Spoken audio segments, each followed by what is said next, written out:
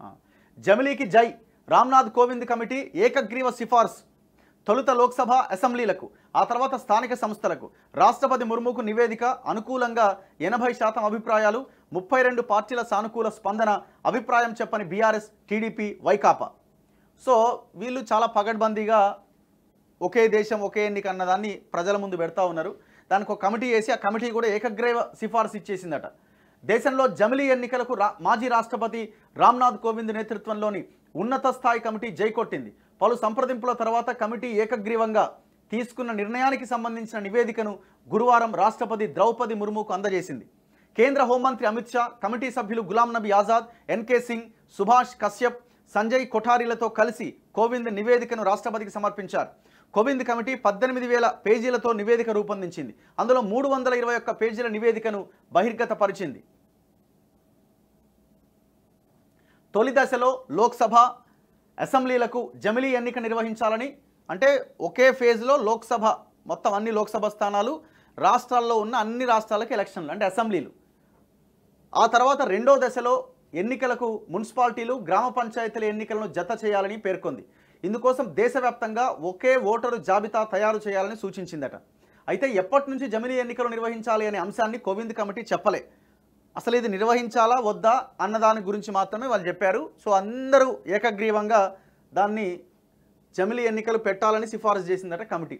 జమిలీ ఎన్నికలకు బీజం వేస్తూ లోక్సభ కాలపరిమితిని నిర్దేశించే ఆర్టికల్ 83, శాసనసభల కాలపరిమితిని నిర్దేశించే 172 ఆర్టికల్ని సవరిస్తూ రాజ్యాంగంలోని ఆర్టికల్ 82A చేర్చాలని నివేదిక పేర్కొన్నది. రాజ్యాంగ సవరణ చేయాల్సిన అవసరం ఉన్నది. ఈ సవరణకు రాష్ట్రాల ఆమోదం అవసరం లేదు అని స్పష్టం చేసింది.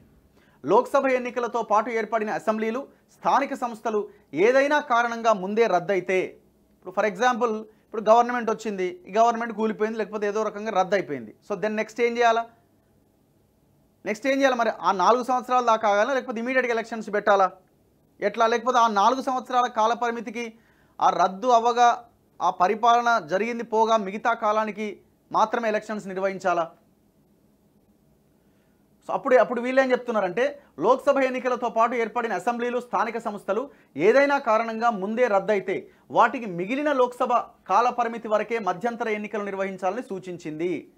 అంటే ఇప్పుడు 5 సంవత్సరాల పరిమితికి రాష్ట్ర ప్రభుత్వాన్ని మనం ఎన్నుకున్నాం. 2.5 సంవత్సరాల ప్రభుత్వం కూలిపోయింది అనుకున్నాం ఏదో కారణం చేత. కొత్త ప్రభుత్వం ఎన్నికైతే ఆ కొత్త ప్రభుత్వము మిగిలిన 2.5 సంవత్సరాలకే ఉంటుంది. మొత్తం 5 సంవత్సరాలకి మళ్ళీ టైం పీరియడ్ ఉండదు. ఇప్పుడు నడుస్తున్నది ఏంది? అలాంటి సిచ్యువేషనే ఉన్నది.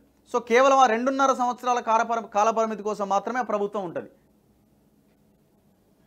లోక్సభ ఎన్నికలకు ఇదే సూత్రం వర్తిస్తుంది. ఈ అంశంపైన సూచనలు, సలహాలు ఆహ్వానిస్తూ ఇచ్చిన పిలుపు అందుకొని దేశం నలుమూలల నుంచి వచ్చిన 21,558 స్పందనల్లో 80% జమిలీ ఎన్నికలకు అనుకూలంగా ఉన్నట్లు కమిటీ పేర్కొంది. మొత్తం 47 పార్టీలు స్పందిస్తే అందులో 32 పార్టీలు సానుకూలత వ్యక్తం చేశాయి. తెలుగు రాష్ట్రాల నుంచి ప్రాతినిధ్యం వహిస్తున్న తెలుగుదేశం, బీఆర్ఎస్, వైసీపీ స్పందించలేదని తెలిపింది. మజ్లిస్ పార్టీ జమిలీని వ్యతిరేకించిందని పేర్కొంది. సో ఇట్లా అన్ని ఆర్టికల్స్ మనకు కనబడతా ఉన్నాయి. కమిటీ నివేదికలోని ముఖ్య అంశాలట. ప్రపంచవ్యాప్తంగా 6 దేశాల్లో జమిలీ ఎన్నికలు జరుగుతున్నాయి. అవి దక్షిణాఫ్రికా, Sweden, Belgium, Germany, Japan, Indonesia. Supreme court మాజీ ప్రధాన న్యాయమూర్తులు justice Dipak Misra, justice Ranjan Gogoi, justice Sharad Arvind Bobde, justice U U Lalit జమిలీ ఎన్నికలను సమర్థించారు.